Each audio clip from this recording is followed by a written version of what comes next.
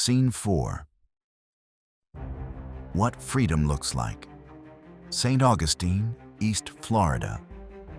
May to July, 1777. The room where testimony was taken was on the ground floor of the courthouse on St. George Street. A coquina-walled chamber that held the heat of a May morning like a closed hand. Justice of the Peace Spencer man sat at a heavy table with ink and paper, and the particular expression of a man who had agreed to a task, he was now discovering, was larger than advertised. The interpreter Pellicer sat to his left. Francisco sat against the wall. He had not been asked to testify himself. He was not among the 17. The Attorney General had been presented with an overflow of men willing to speak. More, the attorney said, than could be practically examined, and had selected the 17 he deemed most representative, which Francisco understood to mean the most literate, the ones who could sign their names rather than mark an X, and who would therefore make a cleaner record. He did not argue.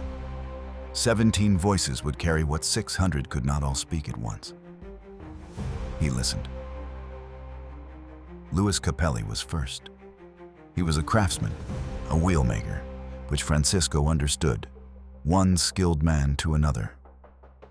And he told his story in the flat, carefully assembled tone of someone who has made peace with the facts by refusing to feel them anymore. On June 15th, 1773, he told Justice Mann he had been in Dr. Turnbull's shop making cartwheels. An overseer named Watson had inspected the wheels and found them crooked. Cappelli had remade them exactly as Watson directed. 2 days later, the Florida sun warped the wood, and the wheels ran short. Watson had called Cappelli a Negro son of a bitch and broken 4 sticks, each 1 inch thick, across his back. Cappelli had been unfit for work for 2 weeks and had been made to work anyway. He had then spent 6 days in the pillory. For 9 years, he had been provided 1 blanket. Justice Mann wrote. Pellicer translated.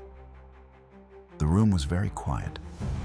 Next came Babpina Patchedebourga, a Corsican Greek who had contracted for 6 years and served 9, who had never received the £5 per year he had been promised, who had not been given fresh clothing in years, and who had not petitioned for his discharge because he was afraid of being flogged and put in irons. Then Anthony Stephonopoli, 6-year contract, 9 years and 4 months served. He had been withheld food and water and wages. When he had tried to run, they caught him and laid 110 lashes on his naked back and chained him by the leg each night in a locked room. When he'd finally demanded his discharge, Turnbull himself had refused.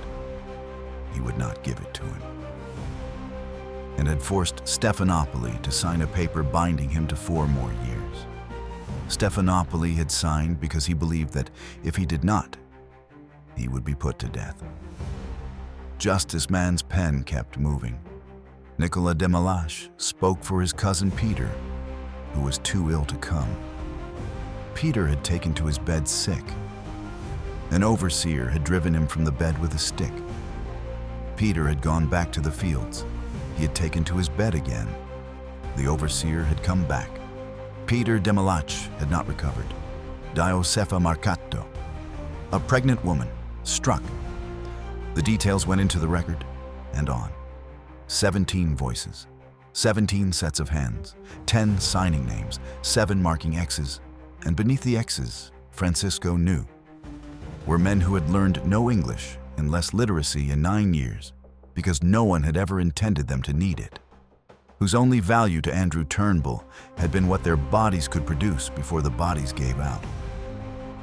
He sat against the wall and kept his own testimony in the locked room inside himself, where he had always kept it, and watched each man finish and return to his seat.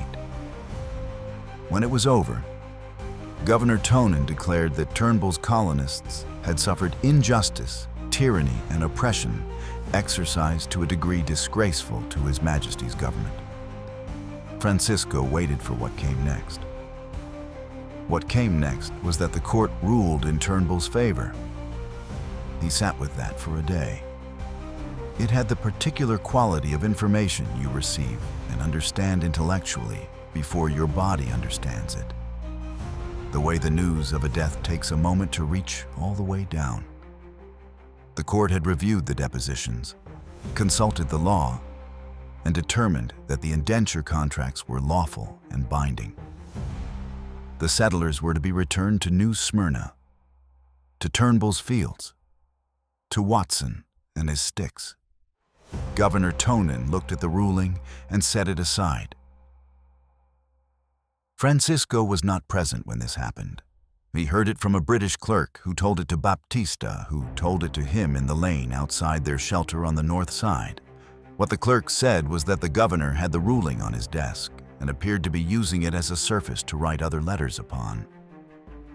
What Francisco understood was that Tonyn had never needed the court's permission. The court was theater.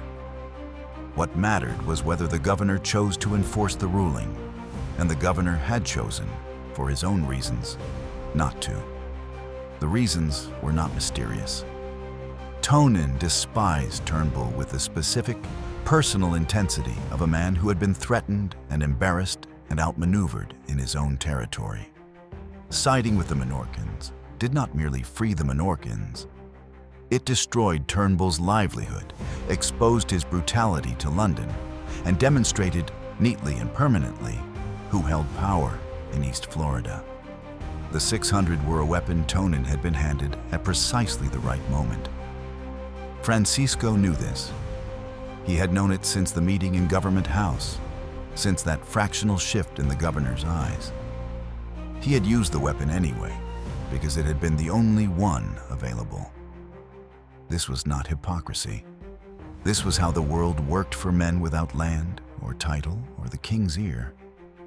You found the crack in the wall and you put your weight against it.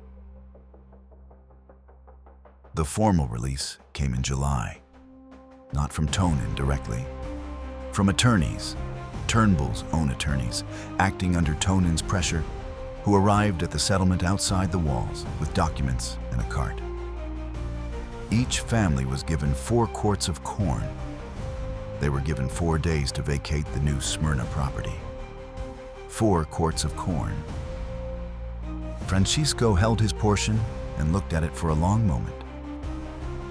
He thought about what 4 quarts of corn represented against 9 years of labor, against the 1,400 who had arrived and the 964 who were in the ground. He thought about Cappelli's 1 blanket, about Peter Demalache driven from his sickbed with a stick. 4 quarts of corn. He took it home because the children needed to eat. By midsummer, the settlement north of the city walls had become something that, if you squinted and were generous, could be called a neighborhood. The shelters were still rough, palmetto and salvaged timber, the roofs imperfect against the rain. The plots of land Tonyn had assigned were sandy and coastal blown, not the rich bottomland Turnbull had promised from Minorca, not land any farmer would have chosen. But they were theirs. That was a word Francisco turned over carefully, wary of the weight it could collapse under. Theirs. People got sick that summer. The first season in St. Augustine killed some of the people New Smyrna had not managed to kill.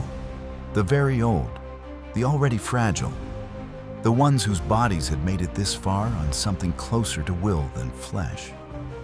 No preparations had been made for their arrival. The city that had swelled by half overnight had not arranged additional food or medicine or shelter.